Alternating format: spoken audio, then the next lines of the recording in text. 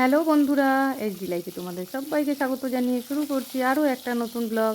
কেমন আছো তোমরা সবাই? আশা করি ভালো আছো, আমিও ভালো আছি। তো বন্ধুরা দেখো, আজকের ভিডিওটা আমি রান্নাঘর থেকে শুরু করছি। আজকে কিন্তু সকাল সকাল বাসি কাজকর্ম সেরে তারপরে আমি রান্নাঘরে ঢুকে গেছি। তো দেখো, এখানে যে মাছটা ভাজা হচ্ছে, এটা সেই কালকে এনে রেখেছিলাম, তোমরা আগের ভিডিওতে দেখেছো নিশ্চয়ই। তো মাছগুলো আমি ভেজে নিচ্ছি। এই মাছটা আজকে ঝোল করব আর উচ্ছে ভাজা করব, আর সেরকম কিছু রান্না বান্না করব না, কেননা কালকের তরি তরকারি ডাল সব কিছুই ফ্রিজে একটু একটু করে রাখা আছে। তো দেখো, এদিকে মাছটা আমি ভেজে নিচ্ছি, আর এইখানে মশলাটা আমি রেডি করে রেখেছি। জিরের গুঁড়ো আর অল্প একটু লঙ্কা গুঁড়ো দিয়ে আমি জলে ভিজিয়ে রেখে দিয়েছি। তো প্রথমে মাছগুলো খানিকটা ভেজে আমি নামিয়ে নিয়েছি, এইটুকু ভাজা হলে হয়ে যায়। তো দেখো, মাছগুলো ভেজে আমি নামিয়ে নিয়েছি, আর ওই তেলের মধ্যে আমি একটু জিরে ফোড়ন দিয়ে দেবো। কালো জিরে ফোড়নও আমি দিই, তো আজকে ভাবলাম একটু জিরে ফোড়নই দিই, ইচ্ছা হলো ওই জন্য জিরে ফোড়ন দিলাম। আর পেঁয়াজ কুচিয়ে রেখে দিয়েছি, পেঁয়াজটা দেবো, জিরেটা আগে একটু ভাজা হোক। আর টমেটো কেটে রেখেছি, আর লঙ্কাটা আমি চিড়ে রেখেছি। আজকে রান্নাটা আমি কাঁচা লঙ্কা এমনি চিড়ে দিয়েই রান্না করব, কোনো বাটাবাটি করিনি। এই ভোলা মাছ না সর্ষে বাটা দিয়ে রান্না করলে সব থেকে বেশি ভালো লাগে, কিন্তু আমাদের বাড়িতে সর্ষে বাটাটা সবাই পছন্দ করে না। আর সর্ষে বাটাতে না প্রচণ্ড পরিমাণে অম্বল হয়, সেই জন্যে খুব একটা সর্ষে দিয়ে আমি রান্না বান্না করি না। তো দেখো, জিরেটা হয়ে গেছে, এবার আমি এর মধ্যে পেঁয়াজ কুচি দিয়ে দিলাম। পেঁয়াজটা এবার একটু ভালো করে ভেজে নেব। তো সর্ষে দিয়ে করলে পরে, বিশেষ করে তোমাদের দাদা ভাই খায় না, আমি তাও খাই, তারপরে ভাইও খায়, কিন্তু ও খায় না বলে আমি বিশেষ করে আরও রান্না করি না। এই দেখো, টমেটো আর কাঁচা লঙ্কা আমি একসাথেই কেটে রেখে দিয়েছিলাম, সেগুলোও দিয়ে দিলাম। আর এখন আমি যতটা পারি জানো তো হালকা পাতলা করে রান্না করার চেষ্টা করি। আগাগোড়াই আমি একটু তেল মশলা কমই খাই, আর এখন চেষ্টা করি আরও কম করতে। তো বন্ধুরা দেখো, টমেটোটা একদম গলে গেছে, দেখে মনে হচ্ছে মশলা দেওয়া হয়ে গেছে, কিন্তু মশলাটা দেওয়া হয়নি, টমেটোটা গলেই এরকম লাগছে দেখতে। আর এবার আমি যে মশলাটা ভিজিয়ে রেখেছিলাম সেই মশলাটা দিয়ে দিলাম। এবার আরেকটু ভালো করে কষিয়ে নেব। আর মাছের মধ্যে আমি কোনো আলু টালু দিলাম না, কেননা আজ ছেলের নেমন্তন্ন আছে। আর ভাই আর আমি আলু খাই না, খাওয়ার মধ্যে তোমাদের দাদা ভাই একটু খায়, তবুও ভাবলাম যে ওই একজনের জন্য আবার আলু দেবো, তো সেই জন্য আর আলু দিইনি। যদি আমি আলু দিতাম তাহলে আবার আগে থেকে আলুটা ভেজে আমি তুলে রাখতাম, পরে ওটা দিয়ে দিতাম। তো যাই হোক বন্ধুরা দেখো, মশলাটা কষা হয়ে গেছে, আমি এর মধ্যে জল দিয়ে দিলাম। জল খুব একটা বেশি দিইনি, যেহেতু কোনো সবজি দিইনি মাছের মধ্যে, শুধু রান্না হচ্ছে, তো সেই জন্য অল্প করে জল দিলাম। তো ঝোলটা ফুটে উঠুক, তারপরে মাছটা দেব।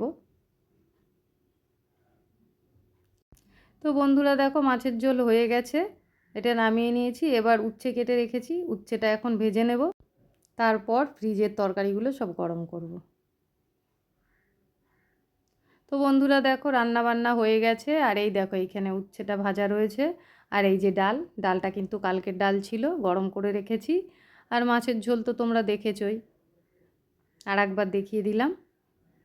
আর এইখানে রয়েছে দেখো, এটা মাছ চচ্চড়ি, এটাও কিন্তু ফ্রিজে রাখা ছিল, সেই চুনো মাছ চচ্চড়ি করেছিলাম সেইটা। আর এই মাছটা কালকে আমি ভাজা খাবো বলে আলাদা, সেই সাইটিং মাছ বলে না, সেই মাছ আলাদা একটা এনেছিলাম, সেটাই আলাদা করে ভেজে রেখেছি।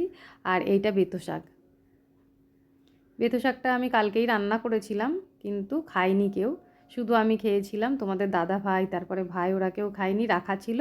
এটা দিয়ে আজকে হয়ে যাবে।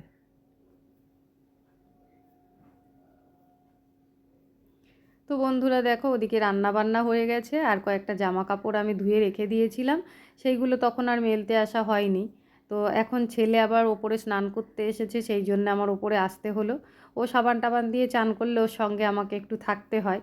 তো সেই জন্য ভাবলাম তাহলে ছাদে যখন যাচ্ছি জামা কাপড়গুলো মেলে আসি, ছেলে স্নান হয়ে যাবে, তারপরে এসে আমি স্নান করব, তারপর পুজো দেব। আর তোমাদের দাদা ভাই তো তাড়াতাড়ি চলে আসে, সেই জন্য না আর আজকে রান্নার চাপ সেরকম ছিল না, মাছের ঝোল আর উচ্ছে ভাজা হয়েছে।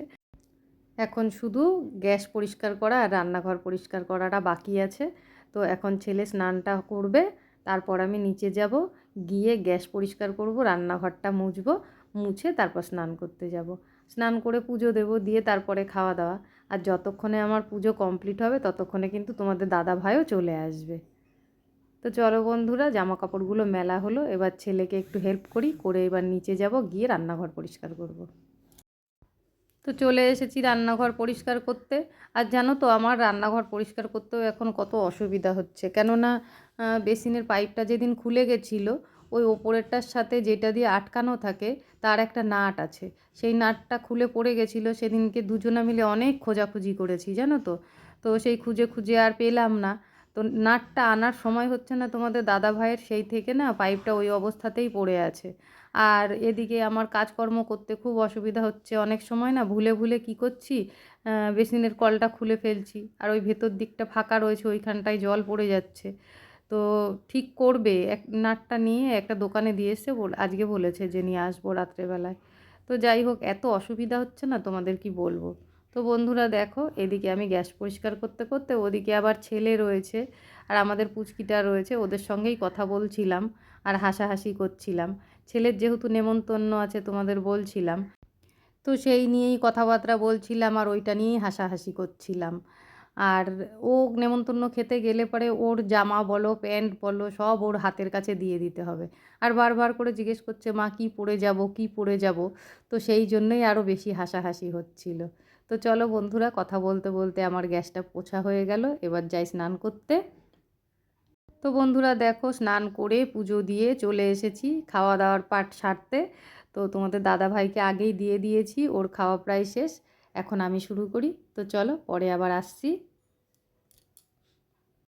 তো বন্ধুরা তোমরা দেখতে পাচ্ছ আমি এখন স্টেশনে হাঁটছি, এবার ট্রেনে উঠবো। আর ট্রেনে করে আমি কোথায় যাচ্ছি তোমাদের পরে বলছি, তো চলো দেখতে থাকো। ট্রেনে ওঠার সময় দেখো একজন ঝুড়ি ভাজা নিয়ে উঠছে। তো মনে পড়ে জানো তো, ছোটোবেলায় যখন বিয়ের আগে বাড়িতে থাকতাম, আমার মা বাইরে কোথাও বেরোলেই না এই ঝুড়ি ভাজা নিয়ে বাড়ি ঢুকতো। আর আমরাও অপেক্ষায় থাকতাম কতক্ষণে মা আসবে, আর মা এসে ব্যাগটা রাখতো। আমরা ব্যাগ খুলে দেখতাম ওর মধ্যে কী আছে, কোনো দিন ঝুড়ি ভাজা থাকতো, কোনো দিন কোনো ফল থাকতো, কিছু না কিছু মা ব্যাগে করে নিয়েই আসতো, কেননা মা জানতো যে বাড়ি গেলেই মেয়েরা ব্যাগ খুলে দেখবে।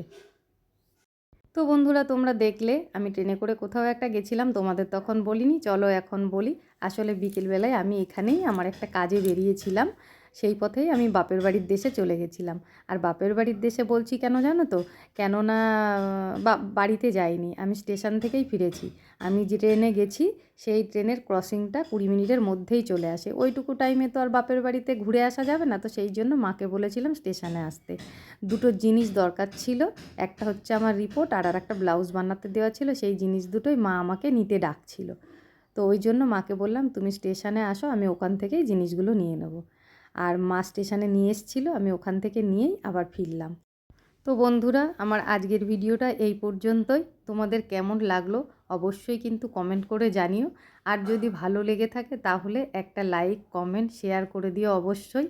চলে আসবো আবার কোনো নতুন ভিডিও নিয়ে, ততক্ষণের জন্য তোমরা খুব ভালো থেকো, সুস্থ থেকো। আজকের মতন এই পর্যন্তই, টাটা বন্ধুরা।